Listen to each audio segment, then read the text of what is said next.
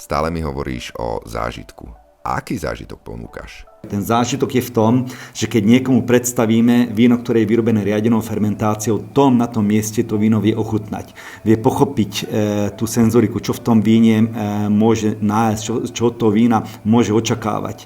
A zároveň, keď prejdeme do druhej časti vinárstva, kde sú drevené sudy, od tých nerezových nádrží dojdeme k dreveným sudom, kde je výroba tradičnou metódou, niektoré vína spontánne kvasené a ochutná to víno, tak hneď ten zážitok je v tom, že hneď pochopí a zacíti ten rozdiel medzi týmito dvoma svetmi, pretože bavíme sa o tom istom hrozne, o tej istej odrode a ten efekt môže byť zásadne odlišný. Nehovoríme, že lepší alebo horší. Keď tí ľudia potom prídu ku nám po tejto obhliadke vinárstva, majú možnosť degustovať vín a k tomuto im pripravíme vždycky samozrejme občerstvenie, ktoré je vyslovene na lokálne produkty. Je to slanina z mangalice, saláma, klobása, syry, paštéta, tekvicový olej, čerstvý chlieb. Toto sú všetko tie veci, ktoré tým ľuďom ponúkame, aby ľudia mali oveľa lepšie to prepojenie s tým regiónom, aby mali taký veľmi pekný ucelený pohľad a obraz. Toto je potom súčasťou toho celého zážitku.